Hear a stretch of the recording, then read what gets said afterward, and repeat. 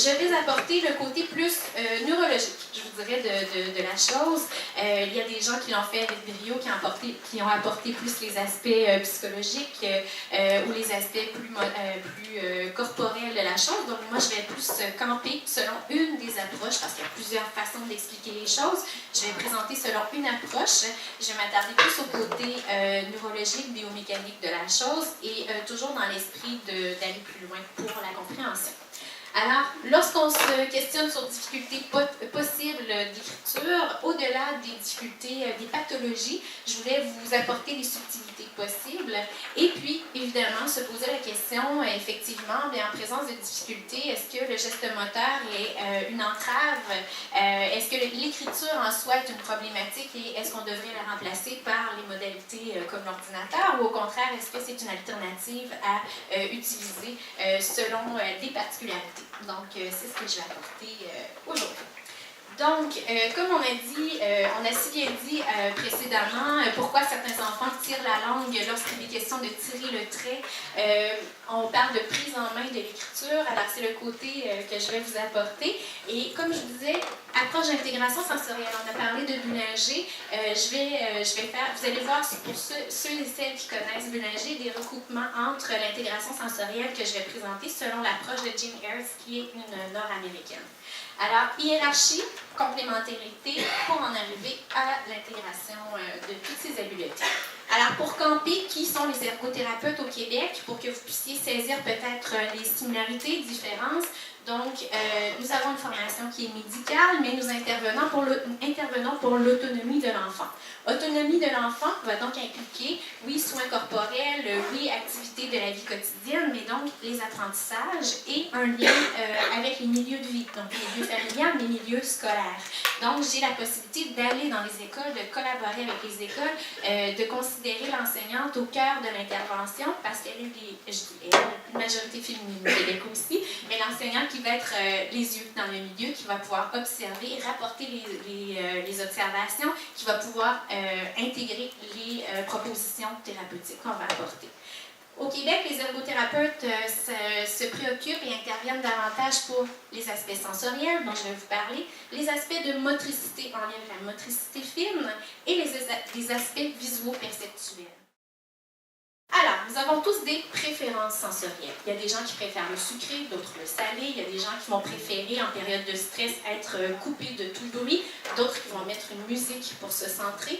Alors, nous avons tous des préférences sensorielles. Comme adultes, nous avons la capacité de s'auto-analyser, d'aller chercher ces préférences et de les utiliser pour optimiser notre capacité à produire.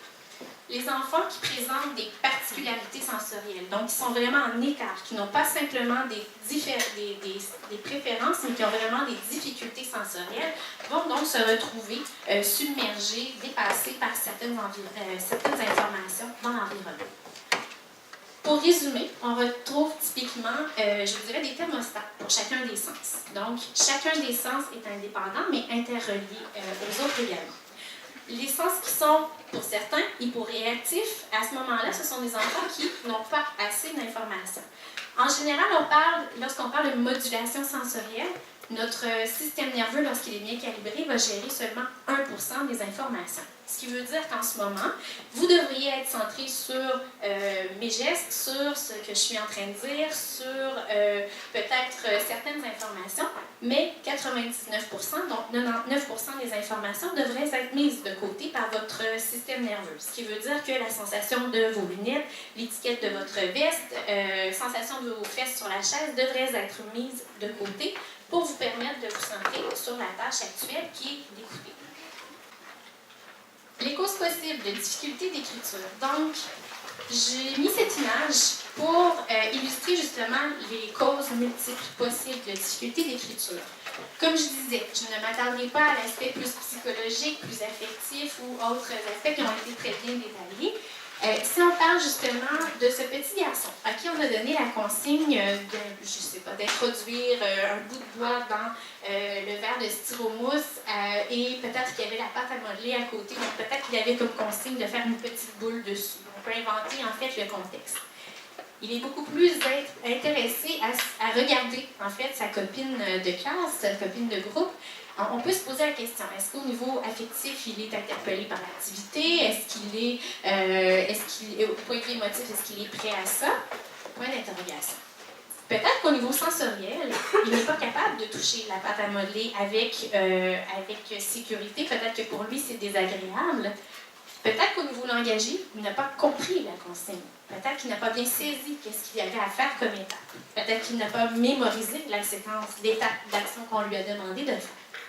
Au niveau visuel, au Québec, on a les optométristes. J'ai entendu dire ici qu'il y avait les ophtalmologistes, qu'il y avait les orthoptistes, qu'il y avait les opticiens. À voir, chez nous, l'optométriste évalue la vision. C'est l'optométriste qui va décider est-ce que l'enfant a une acuité visuelle adéquate, est-ce qu'il a besoin de lunettes ou non. Les optométristes, donc notre association canadienne des optométristes, recommande un examen visuel à 6 mois si un des deux parents a des difficultés visuelles. Par difficulté visuelle, je parle de astigmatisme, presbytie, myopie, hypermétropie. 18 mois pour la plupart des enfants et 3 ans de façon vraiment presque incontournable avant l'entrée à la maternelle. Ce n'est pas encore ce n'est pas une donnée absolue en ce sens que ce sont des recommandations et trop souvent dans ma pratique, je vois des enfants de 7-8 ans qui ont de la difficulté en écriture et on les envoie chez l'optométriste et ils reviennent avec ce que j'appelle le fond de bouteille. Donc, habileté visuelle, vraiment, peut-être que le petit garçon ne voit pas ce qu'il a à faire ou n'est pas capable d'ajuster son geste en fonction de la dimension. Motricité globale, peut-être il est appuyé sur ses 2 avant-bras. On peut se questionner, peut-être qu'il n'a pas le contrôle postural nécessaire pour maintenir la position. Peut-être que d'un point de vue ergonomique, la chaise ne lui permet pas de faire la tâche de façon équilibrée. Constance de la forme, on en a parlé aussi brièvement, la capacité à voir à distinguer en fait que l'image est la même si elle est plus petite ou si elle est plus grosse. Discrimination figure-fond, la capacité à distinguer 2 images qui sont superposées. Composante très importante pour l'écriture, entre autres dans les trottoirs. Il y a des enfants qui, une fois le tracé fait sur la ligne, ne peuvent plus distinguer ce qui appartient à leur geste versus à la ligne qui était déjà tracée. Et la synthèse visuelle. Lorsque je parle de collaboration, justement, une idée qui me vient, il y a Tatiana qui présentait tout à l'heure, qui disait qu'elle faisait faire, je cherche le terme, le sous-main d'écriture. Idée que je trouvais géniale, et moi je voyais tout de suite certains des enfants pour qui je travaille qui ont des difficultés de discrimination figure-fond, qui d'emblée auraient fort probablement rempli leur sous-main de plein de symboles et qui par la suite auraient eu la difficulté à distinguer ce qui appartenait à l'arrière versus à leur feuille de travail. Dans mon équipe ou en collaboration avec l'enseignante, ce que j'aurais fait dans un tel cas, si j'avais vu qu'il y avait une discrimination figure-fond, j'aurais probablement utilisé la couleur bleue pour faire ressortir la feuille d'écriture ou encore j'aurais diminué les caractères, les symboles sur le sous-main pour aller centrer l'attention de l'enfant vraiment sur la feuille. C'est un exemple concret de comment on peut travailler en complémentarité. Synthèse visuelle, capacité de synthétiser une image, de fermer une image. Donc, c'est ce qui va faire en sorte que si je vois 4 morceaux d'un casse-tête, d'un puzzle, je vais être capable de voir l'image au complet, même s'il manque encore 4 morceaux. Cette habileté va être évidemment utilisée également au niveau de l'écriture. Alors, on peut se poser la question, comment remédier aux difficultés d'écriture? Évidemment, moi, je vous apporterai le travail de collaboration. Donc, parce que c'est ce en quoi je crois. Comme je vous dis, contexte québécois, ce sont ces acteurs qu'on va retrouver. À vous d'y mettre les termes et les mots qui correspondent à votre réalité. Alors, si au point de vue langagier au point de vue, du point de vue oral, mais aussi écrit, l'orthophoniste peut être interpellé pour faire l'évaluation ou la rééducation. Tout ce qui est affectif, tout ce qui est de l'ordre émotif, de l'ordre cognitif en termes de potentiel intellectuel, ça va être en fait psychologue, neuropsychologue. On va retrouver aussi la collaboration de médecins, pédopsychiatres en lien aussi avec ces aspects. Optométriste, comme je l'avais dit, au niveau de l'acuité visuelle, mais on va avoir aussi des optométristes qui vont être orthoptistes ou qui vont faire la rééducation visuelle.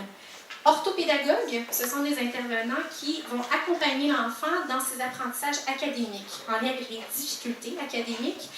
Donc, ce sont au-delà, certains me posaient la question, est-ce que ce sont des enseignants privés, des enseignants individuels? C'est au-delà de ça. Ils ont vraiment une formation pour accompagner l'enfant selon ses modes d'apprentissage et selon ses difficultés d'apprentissage spécifiques. Éducateur spécialisé, c'est la personne qui va accompagner l'enfant en termes de comportement, mais souvent en classe